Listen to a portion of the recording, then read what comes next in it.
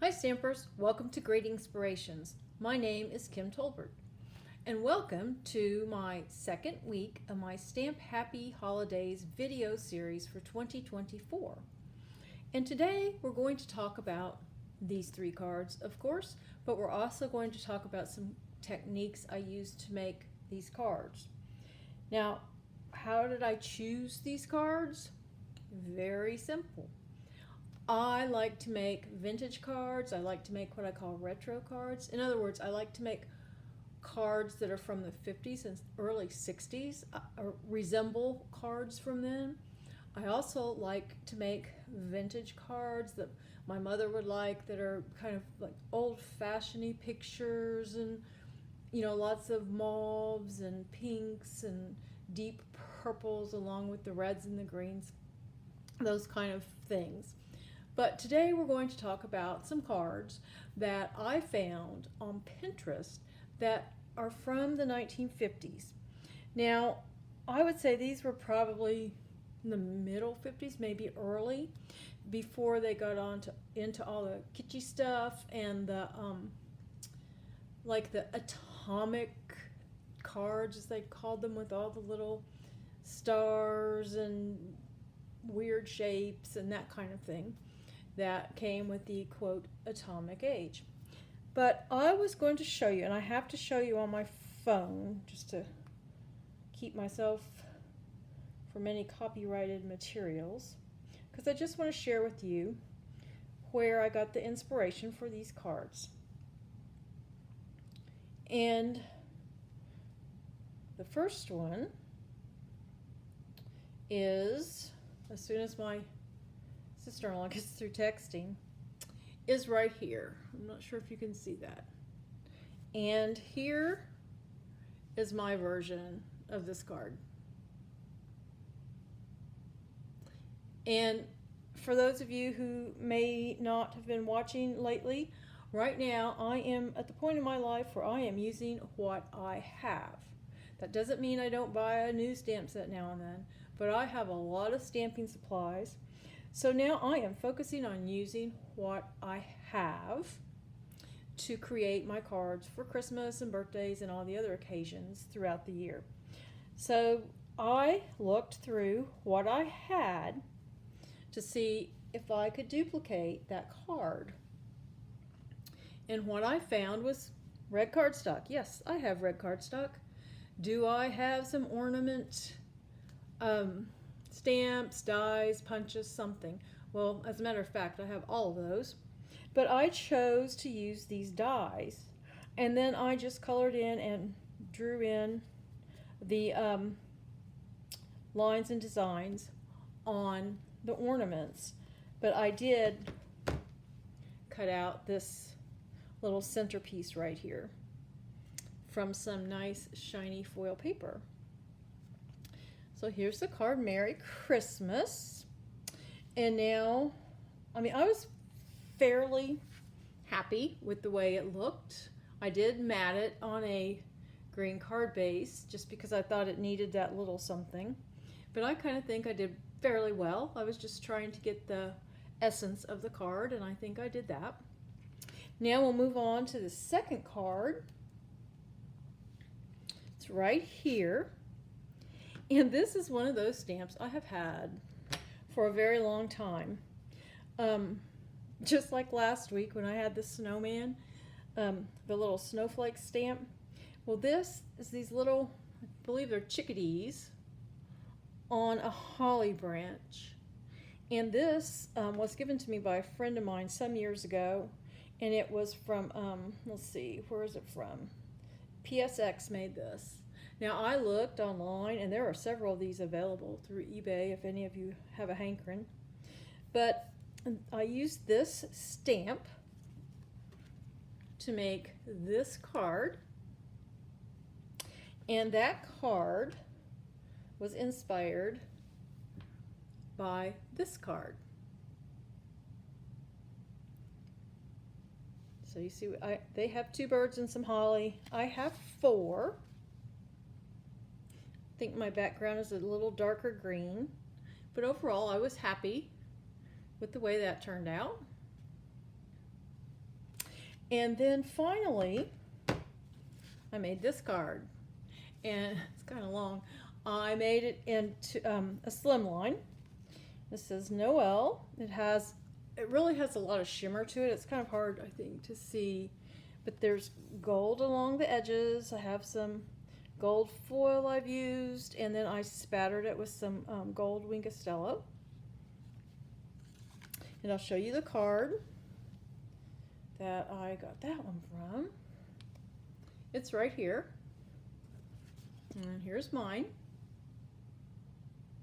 This one has a lot more white than mine, but I kind of wanted to add a little more shading, and just I had stamped the letters in the blue and die cut them on white, and they just kind of faded into the card. So I just did them on the crumb cake, which is kind of a tan color, and I was happy with it. I think I like these two better, the way they turned out. So anyway, my whole point for today is, when you're making your Christmas cards and you're using what you have, think of a style that you like. If you like cards from the 50s, 60s, 70s, just search that. Search on your search engine, look on Pinterest. You're going to find samples. And you can go through those cards and see what pops out at you that, oh, I have a stamp similar to that, or I have a die similar to that. And then go from there and make your version of that card. Now, I thought I would just talk a little bit about some of the techniques that I used on these cards, and many of you are probably very familiar with them, but for those of you who are maybe new to stamping, maybe you aren't. So I thought I would go over them. For this card, if you look, you will see little white specks. And on this one, you'll see the same with gold. So we'll talk about how I did that. And we'll also talk about sponging. Have you ever sponged around the edge of your card or your panel? That's what I did here. And that's what I did here. I also used a blending brush. This is the actual color of this cardstock. I used a blending brush with, this is Balmy Blue, with Balmy Blue ink, so the same color ink as the paper. And then I went around it with a sponge with the gold. And that's how I got the different colors that you see, the different shading and other colors on to this piece of cardstock.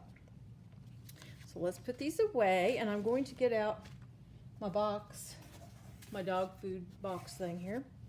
And I'm going to put that down because we're going to do some messy stuff. But I think we'll start off with the easiest, and that is sponging. And I will show you how I did that.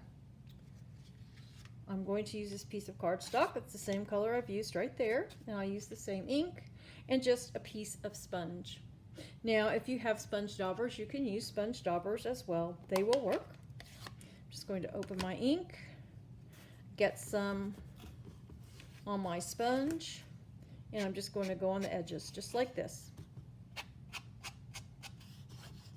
Just go all along, and then I'll get to the corner, and I'll turn. And just continue on around. Now the thing is, I need to decide, do I need a little more here and there, or am I done?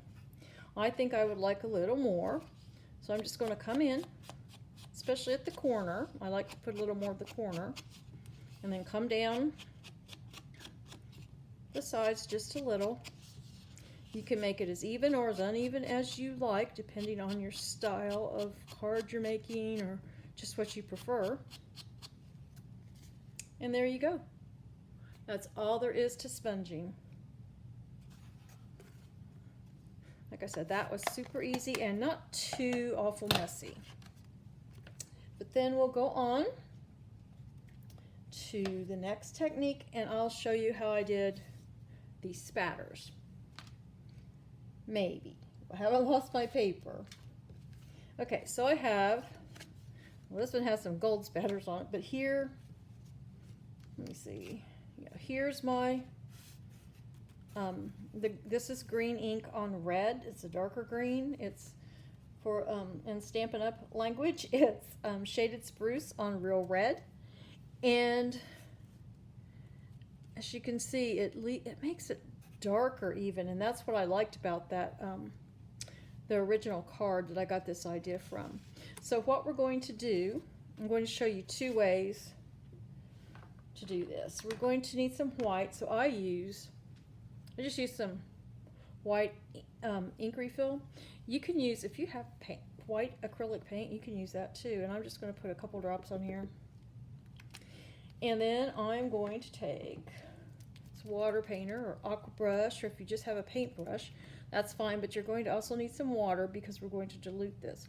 Now this, I saved this specifically for white ink, so I don't have to worry about, even though I clean it out, I don't want to worry about other colors. So we're just going to get this and get it pretty watery and get our brush all loaded up. And then somewhere around here I have my bone folder, and I'm just going to hit it. Sometimes it's, I don't think it's even, oh, there it goes. And there's the spatters. You can add as little or as much as you want. And there you go. And you might want to just set that aside and let it dry for just a couple minutes, because sometimes you might want to go back and do it again, because the cardstock sometimes absorbs a lot of the white, just depending on how much you've diluted it. But also after it sets for a while, you might see that it becomes whiter, because that's what happened on my card, and I was very thankful. So that's one way you can do that. And I will clean this out after the video, but the next way you can do it, let me see where I'm going to use a glove because this can get messy. You'll still want your white, either, like I said, acrylic paint, your white ink refill, anything like that. We'll bring this in, and then if you have an old toothbrush, dip it in the ink and then flick it. This makes it kind of finer.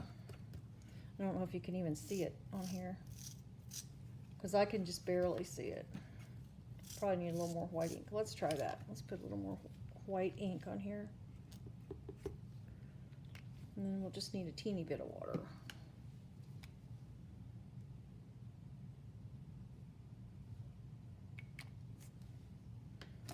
Okay.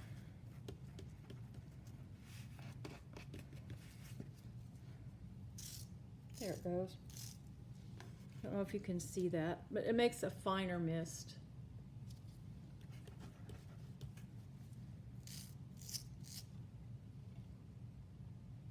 It's just barely visible, I think, on camera. I can see it just fine in real life. But I do wear a glove. It can be a little messy. So anyway, the next one, like I say, that was what I did. Well, I used the paintbrush on this card to get the little white dots. Now, on this one, for the edging here, like I said, that was gold, and I sponged it. I sponged it just like I did on this card. Just like we did right here with this sample. It's just gold ink, and I just sponged it. But to get this deeper blue,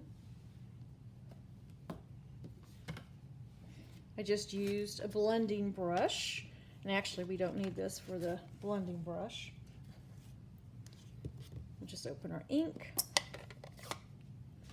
And then, let me get another block. Just put some ink on your block. You can get it off of the ink pad too if you like. And then you just start to add your color. I start a little bit off the edge and then just go. And you just keep going all around the edges. If you want it really dark, just keep going. Like I said, I made like a border, and I did find on the outside I had to go pretty dark on the blue because when I came back with the gold, it kind of took over, and I just want it to be just a little sparkle. So you just keep going, and you can keep adding ink until you just get it wherever, whatever darkness, whatever shade you care for. There you go. You can do that with a sponge as well. You just have to be very careful. And the blending brush, you can always go back and add more. You can with the sponge as well.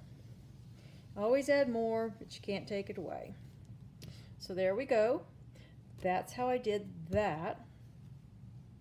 And then, like I said, I just took a teeny tiny sponge for this one. And then I went back, I kind of flicked inward.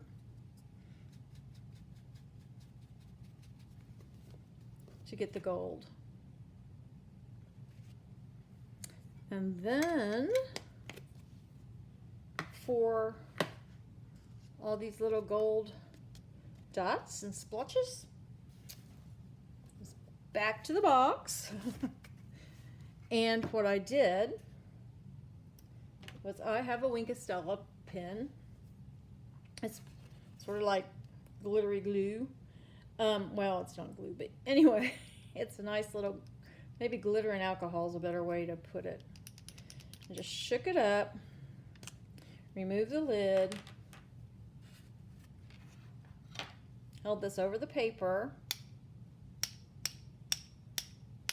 and again just flicked it. And there's the little dots. And that's all there was to that. Let's bring these, better put my things I need to clean up in here. Bring the cards back in. And there they are. Now, the tips and tricks and everything I talked about today, I'll mention those on my corresponding blog post. I will also have a link where you can see my Pinterest page where I pin these cards so you can see them, so you can compare them to what I have done. Now, like I said, I used what I had. I didn't buy one new thing to make these cards, but I was very particular with the cards that I chose to case. That's copy and share everything. So that's what I did. I basically copied the old style cards. And like I said, I will have all the information about these cards on my corresponding blog post, and the link to that blog post can be found in the description of this video. I hope that you can, this week maybe, or when you get a chance, look through your Christmas stamps, look at some card samples, whether they're from the 50s or any other era, see what you have, see what you like, and then case those cards. So until next time, stamp happy.